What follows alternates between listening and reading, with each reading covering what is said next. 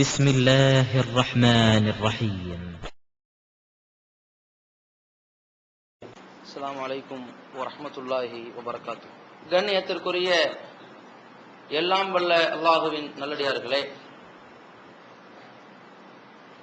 நாம் வாழ்ந்து கொண்டிருக்கின்ற இந்த இந்திய திருநாட்டிலே அன்றாடம் நடக்கக்கூடிய நடப்புகள் இஸ்லாமிய மார்க்கம் மட்டுமே மனிதனுக்கு ஏற்ற ஒரு மார்க்கமாக இருக்கின்றது என்பதை உண்மைப்படுத்தக்கூடிய நடப்புகளாக இருக்கின்றது. அதோடு முஸ்லிம் சமுதாயத்தினுடைய சிந்தனையை சீவிவிடக்கூடிய, பட்டை தீட்டக்கூடிய ஒரு படிப்பினைகளை உள்ளடக்கியதாகவும் இருக்கின்றது. அந்த நடப்புகளில் ஒன்றுதான் தருமபுரி மாவட்டத்தில் உள்ள வாச்சாத்தி என்கின்ற கிராமத்திலே கடந்த 1992ஆம் ஆண்டு வீரப்பனை பிடிப்பதற்காக அமைக்கப்பட்ட ஒரு குழு, வனத்துறை அதிகாரிகள், காவல்துறை ஆய்வாளர்கள், இன்ஸ்பெக்டர்ஸ், துணை ஆய்வாளர்கள், சப் இன்ஸ்பெக்டர்ஸ், ஹெட் கான்ஸ்டபிள் உள்ளிட்ட பல அதிகாரிகள் கொண்ட குழு அந்த ஊரிலே சென்று வீரப்பனை பிடிப்பதற்கு பதிலாக வேலியே பயிரை மேய்ந்தது என்கின்ற அளவிற்கு அந்த ஊரிலே அதிகமான மக்களை மானபங்கப்படுத்தியதோடு காட்டுமிராண்டித்தனமாக அந்த மக்களிடத்தில் தாக்குதல் நடத்தி 18 பெண்களை கற்பழித்து கொடூரமாக கொன்றிருக்கிறார்கள். இதை முன்னிட்டு 1992ஆம் ஆண்டிலிருந்து 95ஆம் ஆண்டு வரைக்கும் 3 ஆண்டுகளாக அந்த ஒட்டுமொத்த கிராமமும் தனக்கு ஏற்பட்ட பாதிப்பை அரசாங்கத்திடத்திலே எடுத்துரைத்து நீதி பெற வேண்டும் என்பதற்காக வேண்டி எவ்வளவோ முனைப்பு காட்டியும் கூட அவைகளெல்லாம் புறக்கணிக்கப்பட்டுதான் இருந்தது. 1995ஆம் ஆண்டுதான் சென்னை உயர்நீதிமன்றம் மத்திய உளவுத்துறைக்கு ஆய்வுக்குழுவோடு நியமனம் செய்து இந்த பிரச்சனைகளை தீர விசாரிக்க வேண்டும், இதில் சம்பந்தப்பட்ட குற்றவாளிகள் மீது கடுமையான தண்டனை வழங்கப்பட வேண்டும், அவர்கள் யாராக இருந்தாலும் தயவுதாட்சணை காட்டப்படக்கூடாது என்ற முடிவெடுக்கப்பட்டு மத்திய உளவுத்துறை அதிகாரிகள் இந்த சிபிஐ தலையீடு செய்கிறார்கள். அதைத் தொடர்ந்து 1996ஆம் ஆண்டு இந்த மத்திய உளவுத்துறையினுடைய ஆய்வறிக்கையை தொடர்ந்து 2002ஆம் ஆண்டு அந்த பிரச்சனை உயர்நீதிமன்றத்திலிருந்து கிருஷ்ணகிரி மாவட்டத்தில் உள்ள நீதிமன்றத்திற்கு மாற்றப்படுகிறது. பிறகு அங்கிருந்து 2008ஆம் ஆண்டு தருமபுரி மாவட்டத்தில் உள்ள நீதிமன்றத்திற்கு மாற்றப்பட்டு 2008ல் இருந்து 9, 10, 11 3 வருஷம் வரைக்கும் அந்த தருமபுரி மாவட்ட நீதிமன்றத்தில் நடத்தப்பட்ட விசாரணையின் இறுதிக்கட்ட முடிவாக 215 பேர் இந்த கற்பழிப்பிலும் காட்டுமிராண்டித்தனமான செயல்களிலும் ஈடுபட்ட 215 பேரும் குற்றவாளிகள் என்று நீதிபதி குமாரகுருவால் நிரூபிக்கப்பட்டிருக்கிறது, உத்தரவிடப்பட்டிருக்கிறது. அவர்கள் கடுமையாக தண்டிக்கப்பட வேண்டும் என்றும் அபராதம் விதிக்கப்பட்டும் தீர்ப்பு வழங்கப்பட்டிருக்கிறார்கள். அது கூட கடுமையான தண்டனை என்றால் தூக்கு தண்டனை, மரண தண்டனை கிடையாது. ஏதோ ஒரு 10 ஆண்டு காலம், 1000-2000 ரூபாய் அபராதங்கள், இதுதான் அவர்களுக்கு தண்டனை. இந்த சம்பவத்தில் இருந்து நம் சமுதாயம் பல பாடங்களை பெற வேண்டியிருக்கிறது. அதற்கு முன்பாக இந்த நாட்டிலே மனித கரங்களால் எழுதப்பட்ட சட்டங்களின் விளைவுகளை நாம் சிந்திக்க வேண்டியிருக்கிறது. ஆண்டுதோறும் பல கருத்து வேறுபாடுகளை உள்ளடக்கி அதில் பல மாறுதல்களை கொண்ட இந்த மனித சட்டங்களின் காரணமாகத்தான் பல்வேறு பாவங்கள், குற்றங்கள் குறையாமல் இருக்கின்றது. 19 வருஷத்துக்கு முன்னாடி நடந்த இந்த கொடூர செயலுக்கு உடனடியாக தண்டனை வழங்கப்பட்டிருந்தால் அந்த பாவத்திற்கு பாதிப்புக்கு ஆளாக்கப்பட்ட அந்த குடும்பத்தார்களும் அந்த ஊரார்களும் நிம்மதி பெருமூச்சு விட்டிருப்பார்கள். இன்றைக்கு இந்த தமிழகத்தை இந்திய நாடு முழுவதும் வரலாற்றின் கருப்பு பக்கம் என்று சொல்லக்கூடிய அளவிற்கு மீடியாக்கள் பிரதிபலித்து கொண்டு போக வேண்டிய சூழ்நிலை கூட வந்திருக்காது.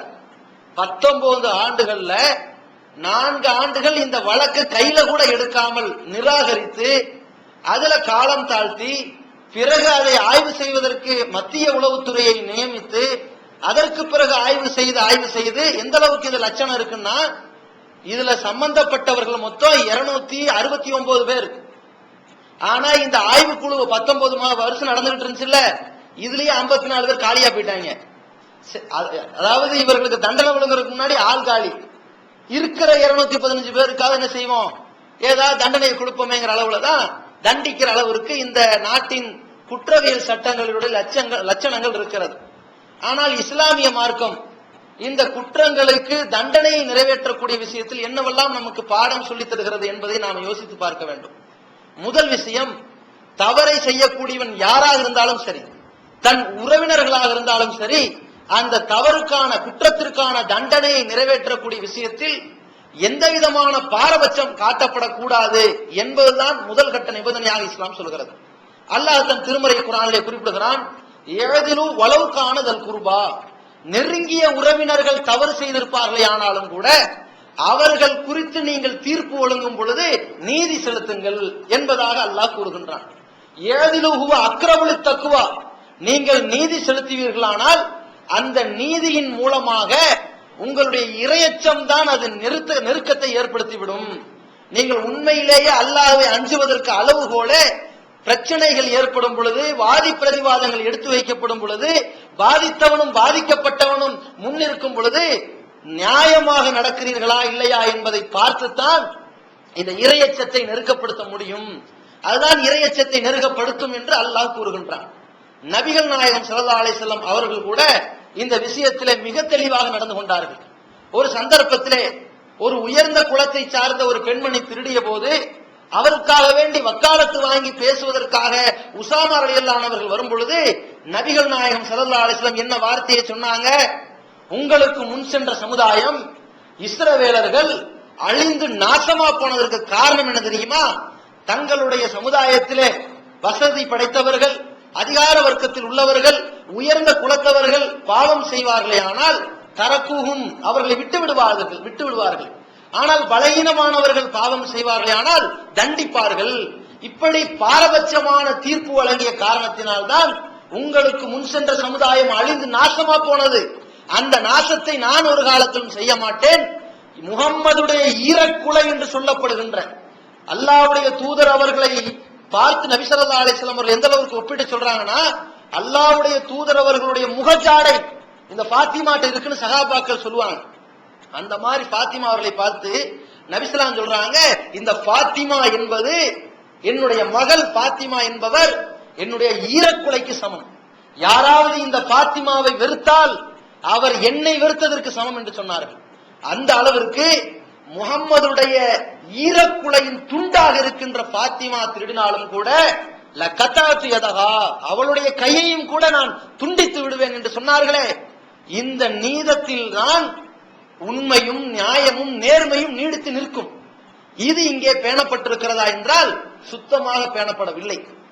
19 ஆண்டுகளாக இந்த அரக்க வெறித்தனத்திலே ஆடியவர்கள் எல்லாம் கொலைகாரர்களா, பரம்பரை கொள்ளைக்காரர்களா, சட்டத்திற்கு விரோதமாகவே வாழ்க்கை நடத்தியவர்களா, தாதாக்களா? இல்லை.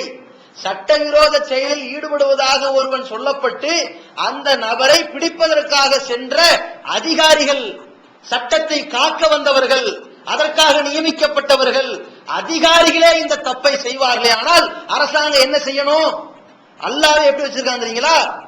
நபியுடைய இந்த வாழ்க்கை வழிகாட்டியை ஏற்றுக்கொண்டு பின்பற்றி வாழ்கிற மூமின்களுக்கு ஒரு சட்டம், நபியுடைய மனைமார்களுக்கு ஒரு சட்டம். எப்படி பாருங்க, மற்ற மூமினான ஆண்களோ பெண்களோ தப்பு செய்தால், பாவம் செய்தால் அவங்களுக்கு ஒரு தண்டனையா, நபியின் மனைமார்கள் அந்த பாவத்தை செய்வார்களே ஆனால் உங்களுக்கு 2 மடங்கு தண்டனை. எப்படி அல்லாஹ் வச்சிருக்கான் பாருங்க. அப்படின்னா தகுதி உயர உயர தண்டனையும் கூடணும். அப்பதான் அந்த தகுதி உயர்ந்திருந்தாலும் பாவத்துல அவர்கள் நெருங்க மாட்டார்கள். அவர்களுக்கு சில ரெஸ்ட்ரிக்ஷன் கொடுக்கணும், சில கெடுபிடிகள் அமைக்கணும். அந்த கெடுபிடிகள் தான் இவர்களை பாவத்தின் பக்கம் தள்ளாதுங்கிறது தான் அல்லாஹ் அப்படி வச்சிருக்கான். இது மாதிரி மற்ற பெண்களையாவது நேரில் பார்ப்பதற்கு இஸ்லாம் அனுமதிக்கிறது. ஒரு முறை பார்க்கலாம், தப்பில்லை. முகத்தை பார்ப்பதற்கு அனுமதி இருக்கிறது. அந்த பார்வை தொடரக்கூடாது, தப்பான எண்ணத்தில் போய்விடக்கூடாது. ஒரு முறை அறிமுகத்திற்காக ஒரு பார்வை பார்ப்பதில் இஸ்லாம் தடை இல்லை. ஆனா முகமது ஸல்லல்லாஹு அலைஹி வஸல்லம் மனைவிமார்களாக இருந்தால் நீங்கள் ஒரு திரைக்கு அந்த பக்கம் இருந்து பேசுங்க, அந்த திரைக்கு அந்த பக்கம் தான் அவங்க மனைவிமார்கள் இருக்கணும் என்றெல்லாம் சில விதிவிலக்கு அல்லாஹ் வைக்கிறானே. இப்படி யாருக்கு முக்கியத்துவம் கொடுக்கப்பட்டிருக்கிறதோ அவர்களுக்கு கூடுதலான தண்டனைகளையும் சொல்லக்கூடிய மார்க்கமாக இஸ்லாம் இருக்கிற காரணத்தினால்தான் இந்த நீதி நியாயமெல்லாம் மக்களிடத்தில் கோலோச்சக்கூடிய அளவிற்கு இருப்பதை பார்க்கின்றோம். ஆனால் இவங்க என்ன செஞ்சிருக்கிறாங்க, தவறு செய்யக்கூடியவர்கள் எல்லாம் முக்கிய பொறுப்பில் இருக்கக்கூடியவர்களாக இருக்கும் பொழுது இவர்கள் மீது நடவடிக்கை எடுப்பதற்கு பதறிக்கொண்டிருக்கிறார்களே, காலந்தாழ்த்தி கொண்டிருக்கிறார்களே. அப்படியே தண்டனை கொடுத்தாலும் கண்துடைப்பு தண்டனை கொடுக்கிறார்களே, அந்த தண்டனையிலும் கூட அவர்களை இங்கிருந்து அங்க இடமாற்றம் செய்யறதுதான் தண்டனையா இருக்குமே தவிர அவனுக்கு குற்றத்திற்கான அந்த தண்டனையை உணர்ந்து நாளைக்கு இந்த தவறை செய்யக்கூடாது என்கின்ற உணர்த்தக்கூடிய தண்டனையாவே இருக்காது. இது ஒரு நிலைங்க. இன்னொன்னு, ஒரு குற்றத்திற்கு தண்டனை வழங்கும் பொழுது அதை உடனே நிறைவேற்ற வேண்டும். அதனால தான் தாமதிக்கப்படும் நீதி மறுக்கப்படும் நீதினு சொல்றான். தாமதிக்கப்பட்டாலே முடிஞ்சு போச்சு. எவன் எவன் தப்பு பண்ணானோ, எவன் கொலை பண்ணானோ, எவன் கற்பழித்தானோ, எவன் இந்த கொள்ளையடித்தானோ, மானபங்கப்படுத்தினானோ, எல்லா வகையான பாவமான செயலை செய்தவனெல்லாம் பரிசுத்தவானாக மக்களிடத்தில் எடுத்து காட்டப்படுவான், கருணைக்கு உள்ளவனாக எடுத்து காட்டப்படுவான்.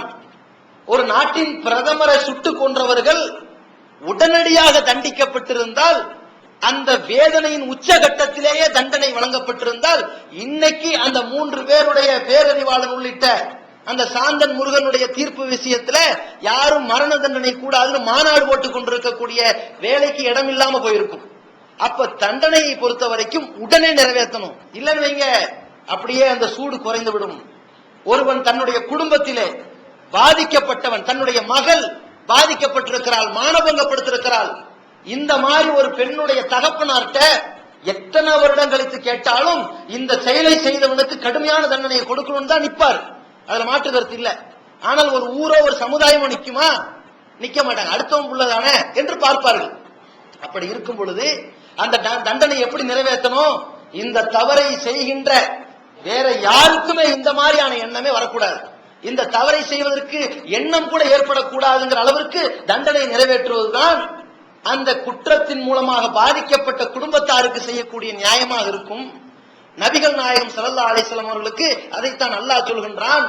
விபச்சாரம் செய்கிற ஆணாக இருந்தாலும் பெண்ணாக இருந்தாலும் 100 கசையடி கொடுங்க, அதை பொதுமக்கள் முன்னிலையில வச்சு கொடுங்க, அந்த நேரத்தில் இவர்கள் அடி வாங்குகிறார்களே என்கின்ற கர்சனை உங்கள்கிட்ட வரக்கூடாது என்று சொல்லி தருகின்றான் அல்லவா? இதற்காக இது தண்டனையை நிறைவேற்றும் பொழுது அந்த கர்சனை வரக்கூடாது. வரக்கூடாது என்றால் முதல்ல தண்டனை உடனே நிறைவேற்றணும். அந்த தண்டனையை உடனே நிறைவேற்றலன்னு சொன்னா வருடங்கள், இன்னும் சொல்ல போனா இந்த 18 வருஷம் 19 வருஷத்துக்கு முன்னாடி நடந்த பிரச்சனை தானே, இன்னும் ஒரு 36 வருஷம் தள்ளி போட்டு இந்த கேஸ பேசியிருந்தான்னு வைங்க, இதுக்கும் 4 பேர் என்ன செய்வாங்க, நாங்க தமிழ் வாழ் மக்கள்னு சொல்லிக்கிட்டு அரசாங்கத்தினுடைய ஊழியர்களுக்காக போராடுறோம், அவர்கள் செய்த தவறுக்காக வேண்டி மன்னிப்பு வழங்கணும்னு தீர்மானம் வாசிக்க சொல்லி விட்டுருவாங்க.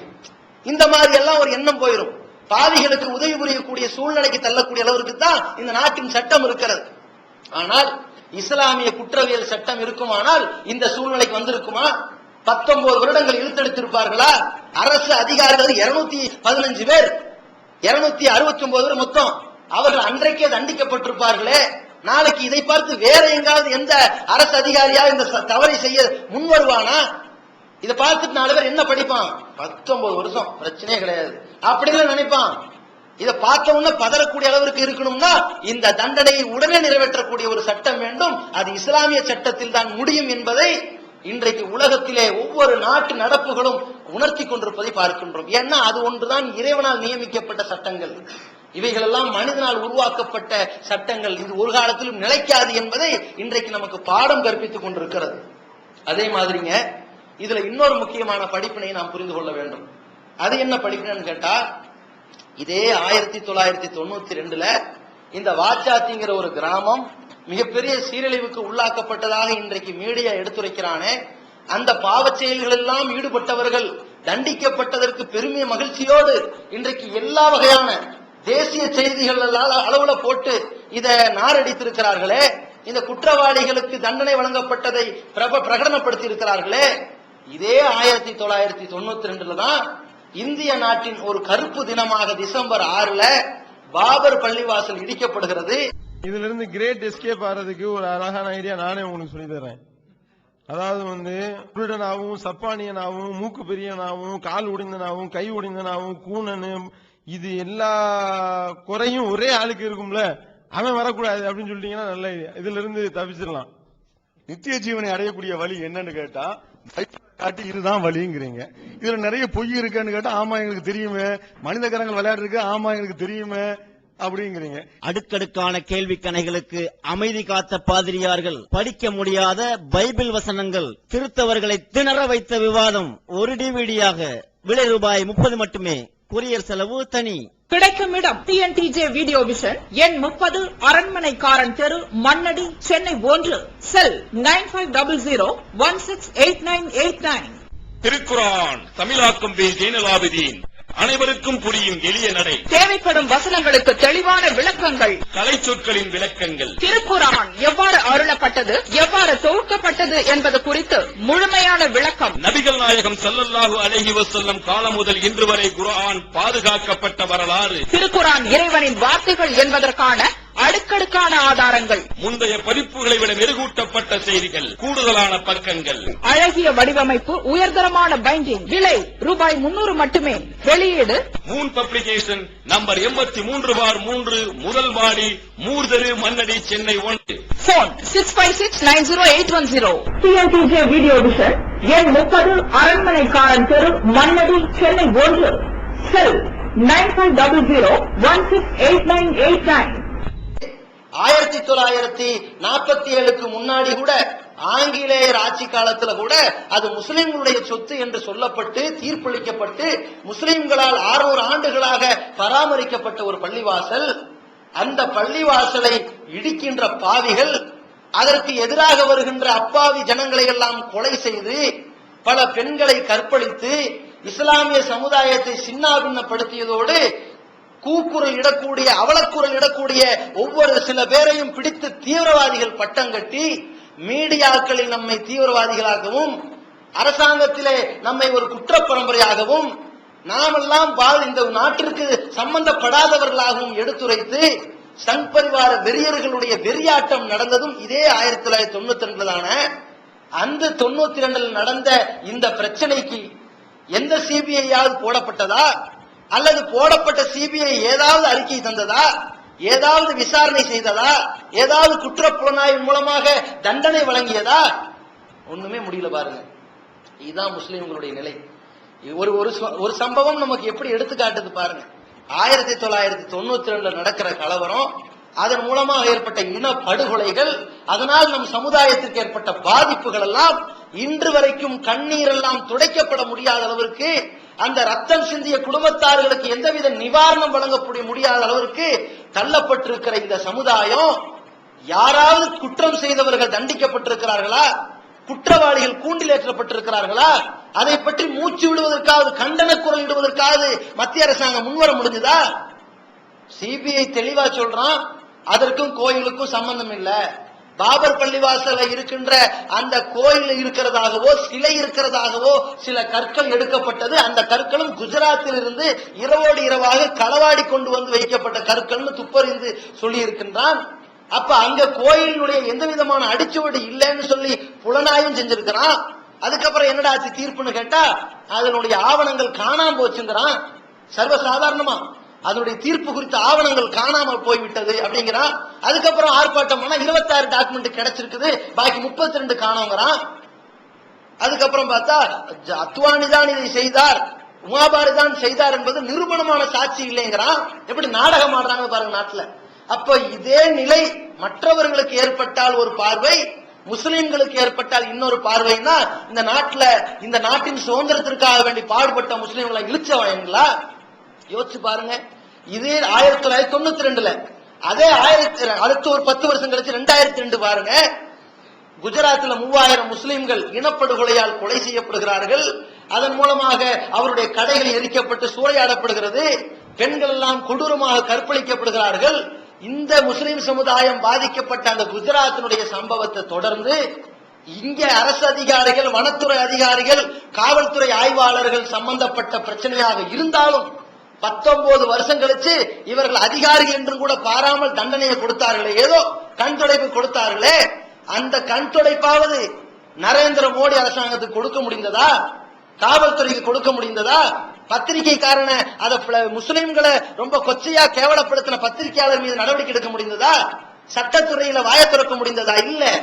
இன்னைக்கு அவன நாட்டின் பிரதமர் மாதிரி போக்கஸ் பண்ணி கொண்டிருக்கிறார்கள் என்றால், இந்த நாட்டின் சட்டத்துறையும் சரி, உளவுத்துறையும் சரி, காவல்துறையும் சரி, நீதித்துறையும் சரி, பத்திரிகை துறையும் சரி, அனைத்தும் முஸ்லிம் சமுதாயத்தின் எதிரிகளாகத்தான் இருக்கின்றார்கள். இதுதான் நாம் பெற்றிருக்கின்ற மிகப்பெரிய படிப்பினையே. இதை உணர்ந்து இதற்கு ஒரே தீர்வு என்ன தெரியுமா? இந்த 5 வகையான துறைகள். இன்னொன்னு இருக்கிறது அரசியல் துறை. அதுல போனோம்னா இருக்கிற ஈமான் இல்லாமல் தான் போயிடும். அதுல போயிடக்கூடாது. அந்த துறை என்னன்னு கேட்டீங்கன்னா, அந்த துறை நம்மளை எல்லாம் சம்பாதிக்க வைக்கக்கூடிய ஒரு துறை. எவன் சீட்டு வாங்கி போறானோ அவனை மட்டும் சம்பாதிக்க வைக்கும். அதனால தான் என்ன பண்ணுவான், கொஞ்ச நாள் இஸ்லாமிய சமுதாயத்திற்கு எதிராக இந்த முதல்வர் பேசும் பொழுது அந்த கூட்டணியிலிருந்து விலகிறேன்னு வாய திறக்க முடியாதவர்கள், மத கலவர தடுப்பு சட்டத்தை கண்டித்து இந்த அதிமுக கூட்டணியிலிருந்து நான் வெளியே வரேன் என்று வாய திறக்க முடியாதவர்கள், சீட்டுக்காக வேண்டி பாருங்க வாய திறக்க முடியல. மோடியை வரவேற்று மோடி வந்து வாழ்த்து சொல்லும் பொழுது அதோடு இந்த கூட்டணி முறிகிறது என்று முறிக்காதவர்கள், இந்த மோடியுடைய உண்ணாவிரதத்துக்கு 2 பேரை அனுப்பினார்களே, அந்த அனுப்பிய குற்றத்திற்காக அந்த உறவை முறிக்காதவர்கள். இது கிருஷ்ணசாமி எவ்வளவோ பரவாயில்ல. அவன் என்ன பண்ணா, தனித்தின மக்கள் சுட்டுக் கொல்லப்பட்டிருக்கிறார் சட்டசபையை புறக்கணிச்சிட்டு வெளிநடை பண்ணிட்டு போன அவன் ஒரு சீட்டுக்கு தான் நின்னான். அவன் எவ்வளவோ பரவாயில்ல. அவர்களை பார்த்து இவங்க பாடம் கற்பிக்கிற அளவுக்கு லட்சணம் இருக்குது. இவங்க என்ன பண்றாங்கன்னா, சீட்டு கிடைக்கலங்கிற ஒரே காரணத்திற்காக, இஸ்லாமிய சமுதாயத்தினுடைய ரத்தம் சிந்தப்பட்டிருக்கிற காரணம் எங்களுக்கு தேவையில்லை, எங்களுக்கு சீட்டு கிடைக்கவில்லை, நாங்கள் போட்ட பட்டியலை எல்லாம் காட்டினோம், உங்களுக்கு இதுவெல்லாம் ரொம்ப ஓவர், உங்களுக்கு எல்லாம் இவ்வளவு தேவையே கிடையாது, நாங்க கொடுக்கறத மட்டும் வாங்கிக்கங்கன்னு சொன்ன உடனே இந்த கூட்டணி தர்மத்தை மீறிவிட்டார்கள் என்ற காரணத்திற்காக பிரிந்து வருகிறார்களே, இதுதான் அரசியல் துறை.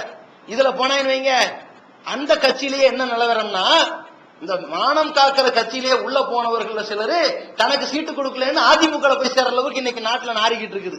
அது நமக்கு தேவையே கிடையாது. பாக்கி இருக்கின்ற துறைகள் இருக்கிறது அல்லவா, இந்த துறைகளில் இன்னைக்கு அரசாங்கத்துல மாநில அளவில் நமக்கு ஒரு இடஒதுக்கீடு கிடைத்திருக்கிறது. அது அல்லாமல் இந்த இடஒதுக்கீடை தாண்டி நம் சமுதாயத்தை கல்வி விழிப்புணர்வோடு படிக்க வைத்து முன்னேற வைத்து, நாம ஒரு காலத்தில் பின்தங்கியவர்களாக இருந்ததால் தான் எல்லாத்தையும் இழந்து நிக்கிறோம். இன்னைக்கு 22 கோடி முஸ்லிம்கள்ல 17 கோடி முஸ்லிம்கள் படிக்க தெரியாதவர்களாக இருக்கிறார்கள்.